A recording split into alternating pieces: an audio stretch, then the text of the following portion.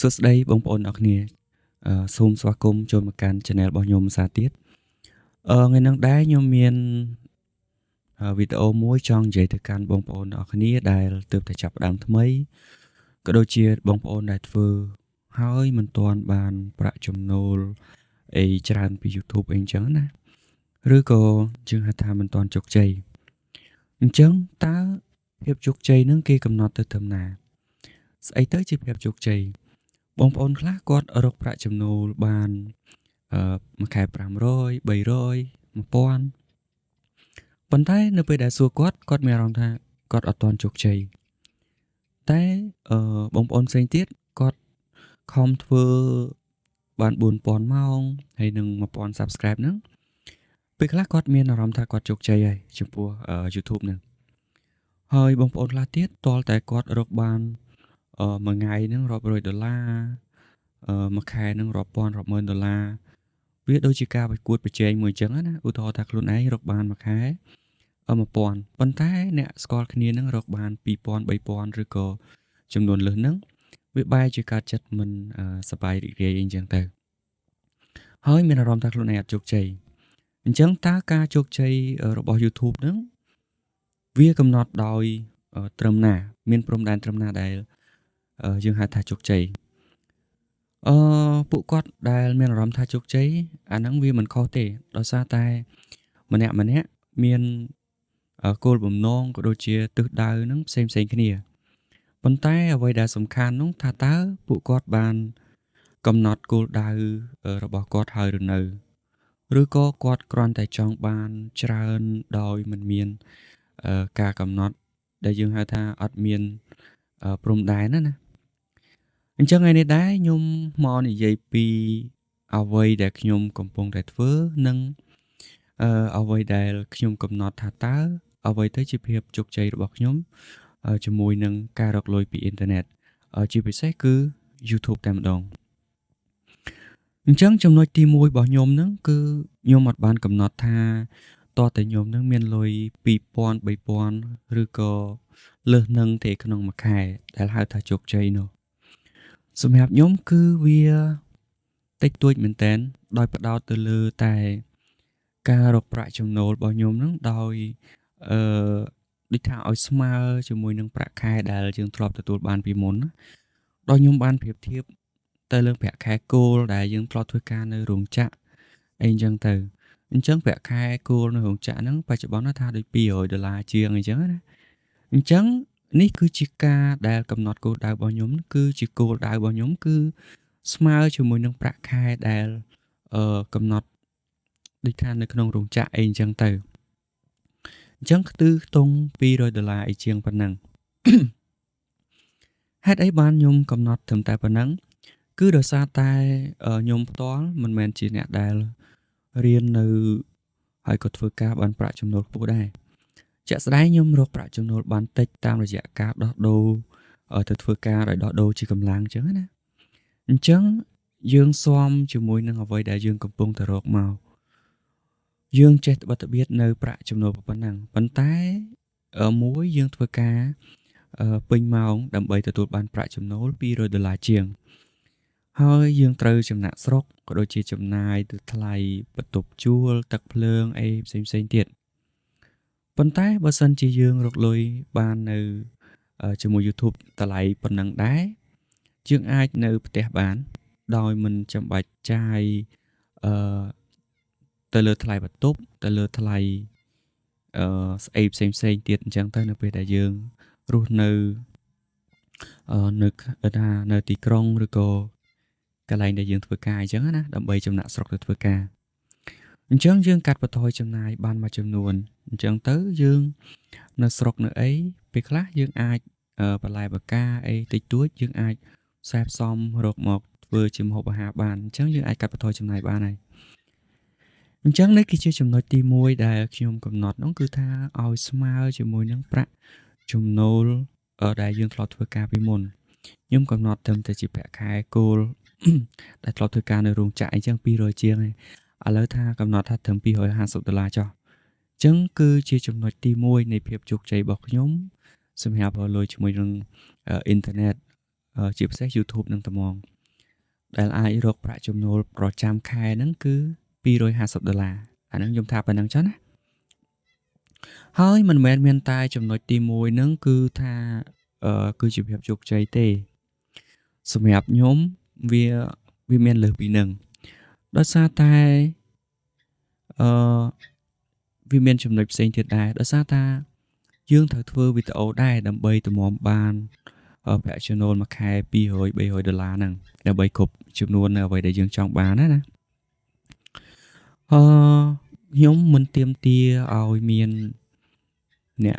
subscribe អីច្រើនទេសំខាន់គឺគ្រប់គោលការណ៍ជាមួយនឹង YouTube ទៅហើយក៏មិនដូចថាដោតទៅលើវាខ្លាំងណាសម្រាប់ subscribe អីហ្នឹងអញ្ចឹងខ្ញុំគិតថាបើសិនជាខ្ញុំមានវីដេអូល្អវាប្រកាសជាទៅឯងខ្ញុំអត់កំណត់ទេសំខាន់កំណត់ត្រឹមតែលក្ខខណ្ឌរបស់ YouTube ទៅបានហើយគឺ1000 subscriber ដូចខ្លះទៅវីដេអូអ្នកខ្លះធ្វើវីដេអូមានច្រើនប៉ុន្តែវីដេអូគាត់បើថាមានអ្នកមើលតិចហើយអ្នកខ្លះទៀតមាន subscribe ច្រើនហើយក៏អ្នកមើលតិចហើយអ្នកខ្លះទៀត subscribe តិចប៉ុន្តែអ្នកមើលច្រើនតែចំណុចមួយហ្នឹងខ្ញុំអត់បដោតទេគឺខ្ញុំបដោតសំខាន់គឺគ្រប់គោលការណ៍ជាមួយនឹង YouTube តែប៉ុណ្ណោះហើយបន្តមកទៀតគឺត្រូវធ្វើយ៉ាងណាដូចថាកុំឲ្យវាធ្លាក់គឺធ្វើយ៉ាងណាសូមត្រឹមតែមានអ្នកមើលចំណុចទី3ចូលដល់ចំណុចទី3គឺត្រឹមតែមានអ្នកមើលចំនួន 1k ទៅបានហើយក្នុងមួយវីដេអូគឺចំនួន 1k អញ្ចឹងចំណុចទី3ណាឥឡូវខ្ញុំសរុបមកវិញដោយលើកពីចំណុចទី1មកឥឡូវត្រឡប់មកវិញណាចំណុចទី1គឺខ្ញុំត្រូវការអ្នក subscribe នៅ channel របស់ខ្ញុំហ្នឹងគ្រប់ចំនួន1000 subscribe ដើម្បីបើកការរកលុយជាមួយនឹង YouTube បើសិនជាយើងមិនអាចបើកការរកលុយជាមួយនឹង YouTube បងធ្វើមកយើងបានទៅដល់គោលដៅ$250ក្នុងមួយខែមិនចឹងបងប្អូនអញ្ចឹងចំណុចទី2គឺខ្ញុំសុំត្រឹមតែអ្នកមើលវីដេអូរបស់ខ្ញុំហ្នឹងគឺចំនួន 1k ដូចគ្នាអញ្ចឹង subscribe 1k អ្នកមើលវីដេអូគឺ 1k ដែរអញ្ចឹងចំណុចទី2គឺអ្នកមើល 1k ហើយចំណុចទី3ទៀតគឺមានប្រាក់ចំណូល$250នៅក្នុងមួយខែប៉ុន្តែមិនមែនមានតែ3ចំណុចទេបងប្អូនគឺនៅមានមួយចំណុចទៀតអ្វីដែលជាគោលដៅរបស់ខ្ញុំគឺខ្ញុំត្រូវធ្វើវីដេអូឲ្យបានចំនួន10000វីដេអូគឺ10000វីដេអូបើសិនជាខ្ញុំមិនទាន់អាចធ្វើបាន10000វីដេអូទេអញ្ចឹងបើសិនជាថាខ្ញុំអត់ទាន់បានប្រាក់ចំណូល$250ទេគឺវានៅក្រោមនឹងឬក៏ដូចថាវាត្រឹម100ជាងអីចឹងណាក៏ខ្ញុំចាត់ទុកថាវាមិនទាន់ជាការជោគជ័យរបស់ខ្ញុំដែរគឺជោគជ័យរបស់ខ្ញុំទាល់តែខ្ញុំផលិតបានវីដេអូចំនួន10000វីដេអូហើយបើខ្ញុំចង់ផ្ដោតសំខាន់បំផុតនោះគឺការធ្វើវីដេអូវែងហើយបងប្អូនដល់ពេលអញ្ចឹងបងប្អូនថាទៀតវីដេអូច្រើនណាប៉ុន្តែខ្ញុំចង់បញ្ជាក់ប្រាប់បងប្អូនថាការធ្វើ YouTube មិនមែនយើងថាធ្វើ4-10វីដេអូហើយយើងចាំទទួលលុយពី YouTube រាល់ខែអញ្ចឹងណាអញ្ចឹងខ្ញុំគិតថា YouTube វាមិនល្ងងដល់ថ្នាក់យើងធ្វើ4-10វីដេអូហើយដេកស៊ីប្រាក់ខែពីវាទេមានអ្នកខ្លះដែរគេធ្វើវីដេអូតិចប៉ុន្តែអ្នកល្បីគេអាចនឹងទទួលបានប្រាក់ចំណូលអីអញ្ចឹងទៅដូចជាតារាចម្រៀងឬក៏អ្នកល្បីមួយចំនួនអញ្ចឹងណាប៉ុន្តែយើងត្រឹមតែជាអ្នកសាមញ្ញធម្មតាធ្វើមិនបានដូចគេទៅអញ្ចឹងយើងត្រូវតែធ្វើវីដេអូជាបន្តបន្ទាប់ដើម្បីកុំឲ្យបាក់ទឹកចិត្តនេះគឺជាវិធីសាស្ត្រដើម្បីកុំឲ្យយើងបាក់ទឹកចិត្តណានៅពេលដែលយើងឧទាហរណ៍ថាយើងបាន1000វីដេអូហើយយើងអត់ទាន់បានទទួលលុយពី YouTube ឬក៏អត់ទាន់បានបើក monetize អញ្ចឹងបងប្អូនមួយចំនួនបាក់ទឹកចិត្តអញ្ចឹងនេះគឺជាវិធីសាស្ត្រមួយដើម្បីកុំឲ្យបាក់ទឹកចិត្តដល់បងប្អូនដរាបណាយើងធ្វើវីដេអូមិនទាន់បាន10000វីដេអូទេយើងកុំចាត់ទុកថាខ្លួនយើងបរាជ័យមានបងប្អូនខ្លះគាត់ធ្វើត្រឹមតែ10-20វីដេអូហើយអត់មានអ្នកមើលនៅពេលដែលអត់មានអ្នកមើលគាត់ចាត់ទុកថាគាត់ធ្វើអត់ទាន់ជោគជ័យ បងប្អូនសម្លឹងទៅមើលអ្នកដែលធ្វើវីដេអូអឺពីមុនណាខ្លះណាគាត់ធ្វើយូរឆ្នាំមែនតើតម្រាំតែវីដេអូគាត់ផ្ទុះគាត់ល្បីគាត់អាចរកប្រាក់ចំណូលបានអញ្ចឹងបងប្អូនធ្វើទៅតិចតួចយូរយូរទៅយើងនឹងដល់ហើយ10000វីដេអូហ្នឹងមិនយូរប្រហែលទេកុំឲ្យតែយើងធ្វើហើយមួយឆ្នាំបានធ្វើមួយវីដេអូអីចឹងណាសូមធំថាបងប្អូនផ្ដោតទៅលើតែការផលិតវីដេអូទៅបានហើយចំពោះការរកលុយហើយនឹងចំពោះអ្វីផ្សេងទៀតទុកឲ្យ YouTube វាអ្នកចាត់ចែងទៅយើងខ្ញុំចង់ឲ្យបងប្អូនអ្នកនរគ្នាផ្ដោតទៅលើតែការផលិតវីដេអូទៅបានហើយអានឹងសម្រាប់ខ្ញុំដូចគ្នាណាសម្រាប់ខ្ញុំគិតថាខ្ញុំមិនមែនជាអ្នកដែលធ្វើវីដេអូបានល្អហើយធ្វើវីដេអូទៅផ្ទុះទេអញ្ចឹងគឺខ្ញុំត្រូវទាមទារការធ្វើវីដេអូឲ្យបានច្រើន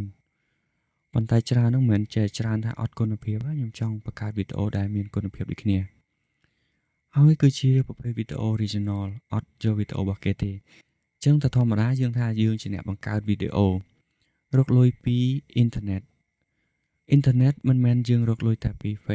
YouTube ទេគឺយើងមាន Facebook ឬក៏មានតាមវិធីផ្សេងទៀតអញ្ចឹងបើសិនជាបងប្អូនមានអារម្មណ៍ថាផ្ដោតខ្លួនរកលុយតែពី YouTube អញ្ចឹងអានឹងបងប្អូនជាប់មួយគឺថាបងប្អូនធ្វើតម្រូវតែ YouTube ឯងដូចថាអត់បានសម្លឹងមើលទៅឃើញឯណាណៃផ្សេងណាដាក់4-10វីដេអូសង្ឃឹមថា YouTube ជួយរុញឲ្យផ្ទុះដល់ពេលអញ្ចឹងទៅគឺខ្ញុំគិតថាវាជាការដែលមួយដែលធ្វើឲ្យការគិតនឹងរាំងស្ទះពីព្រោះអាហ្នឹងគឺជាការគិតរបស់ខ្ញុំពីមុនដែរគឺថាធ្វើវីដេអូហើយរំពឹងទៅដល់ YouTube វាអ្នករុញឲ្យប៉ុន្តែនៅពេលនេះដែលខ្ញុំបានផ្លាស់ប្ដូរការគិតត្រង់កន្លែងនឹងចេញដោយបានបដូរមកទៅជាខ្ញុំគឺអ្នកផលិតវីដេអូវិញហើយសម្រាប់ YouTube គ្រាន់តែជាអ្នកចែកចាយវីដេអូរបស់ខ្ញុំទៅកាន់បងប្អូនអ្នកមើលឬក៏ជនបរទេសអីចឹងទៅវីដេអូដែលខ្ញុំធ្វើរាល់ថ្ងៃហ្នឹងគឺ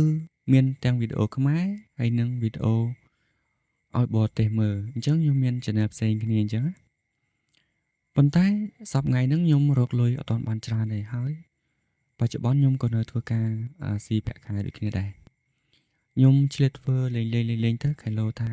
4-10ឆ្នាំអីទៀតអញ្ចឹងណាខែឡូខ្ញុំអាចទទួលបានការជោគជ័យពី YouTube ដូចតែខ្ញុំបាននិយាយទៅកាន់បងប្អូនអរគ្នាអញ្ចឹងចង់ឲ្យបងប្អូនអរគ្នាគិតឡើងវិញសម្រាប់បងប្អូនថ្មីឬក៏បងប្អូនដែលបាក់ទឹកចិត្ត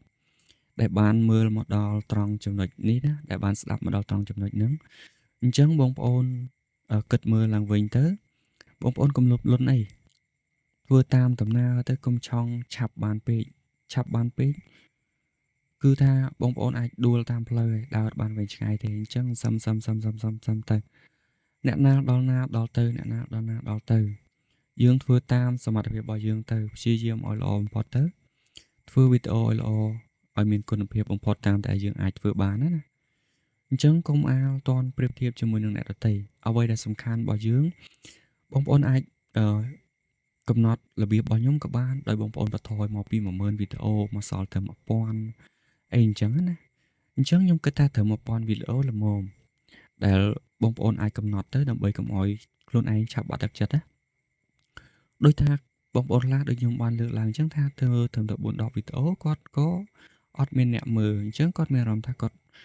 ធ្វើអត់ជោគជ័យគាត់បរាជ័យតាមពិតមិនមែនបរាជ័យទេគាត់ធ្វើមិនទាន់ដល់ចំណុចមួយដូចថាបទពិសោធន៍នៅខ្ចីនៅអីអញ្ចឹងទៅហើយដូចថារូបភាពតាក់ទាញមួយដែលមិនទាន់ឃើញណាអូខេអញ្ចឹងវែងឆ្ងាយហើយអញ្ចឹងខ្ញុំសរុបមកវិញគឺថាចំណុចទី1គឺការកំណត់របស់ខ្ញុំទី1ខ្ញុំរក Subscribe ឲ្យបាន1000 Subscribe ដើម្បីគ្រប់គោលការណ៍និយាយចំថាមិនមែនតែ Subscribe ទេគឺទាំង Subscribe និងម៉ោងដើម្បីគ្រប់គោលការណ៍ដើម្បីរកលុយពី YouTube ចំណុចទី2ខ្ញុំសូមត្រឹមតែអ្នកមើលក្នុងមួយវីដេអូរបស់ខ្ញុំត្រឹមតែ 1k ទៅបានហើយអញ្ចឹង 1k ហ្នឹងគឺខ្ញុំសប្បាយចិត្តហើយមិនបាច់400-500k មកអមទេគឺត្រឹមតែ 1k ហ្នឹងបានហើយចំណុចទី3ហ្នឹងគឺ ខ្ញុំត្រូវធ្វើឲ្យបាន 10000 វីដេអូបើមិនទាន់ 10000 វីដេអូទេមិនទាន់បាន 10000 វីដេអូទេគឺនៅតែបន្តធ្វើហើយអ្វីដែលខ្ញុំរំពឹងការទទួលបានប្រាក់ចំណូលពី YouTube ហ្នឹងគឺចំណុចទី4ហ្នឹងគឺ$250នៅក្នុងមួយខែអញ្ចឹងបងប្អូនអាចយកទៅស្ដាប់មិនមែនយកទៅស្ដាប់ទេបងប្អូនស្ដាប់ហើយអាចគិតពិចារណាហើយអាចថាយកក្បួនរបស់ខ្ញុំទៅគិតបំបែកខ្លួនឯងដាក់ឲ្យសមស្របជាមួយនឹងបងប្អូនទៀតក៏បានហើយបងប្អូនចង់ធ្វើវិធីសាស្ត្រដូចខ្ញុំហ្នឹងក៏បានដែរអញ្ចឹងខ្ញុំមានតែប៉ុណ្ណឹងវីដេអូហ្នឹងហើយខ្ញុំគិតថាខ្ញុំនិយាយមិនបានអស់ទេនៅលំអិតខ្លាំងទេនៅត្រង់ចំណុចអស់ហ្នឹងដោយសារតែខ្ញុំចាប់ផ្ដើមនិយាយនេះគឺអត់បានព្រៀងដើម្បីថាថតនៅក្នុងពេលវេលាហ្នឹងទេអញ្ចឹងខ្ញុំគ្រាន់តែមានគោលរបស់ខ្ញុំហ្នឹងដែលខ្ញុំបានគិតបានធ្វើហ្នឹងមកចង់ចែកម្លែកបងប្អូនអរគ្នាដែរហើយសង្ឃឹមថាបងប្អូនអរគ្នាបើពេញចិត្តចុច Subscribe ដើម្បីទទួលបានវីដេអូថ្មីហើយនឹងដាក់សញ្ញាកណ្ដឹងដើម្បីទទួលបានវីដេអូជាបន្តបន្ទាប់ទៀតណាហើយបើសិនជាយល់ថាវីដេអូនេះល្អកុំភ្លេច comment ឲ្យខ្ញុំបានដឹងផងអញ្ចឹងអរគុណបងប្អូនអរគ្នាជួបគ្នានៅវីដេអូក្រោយ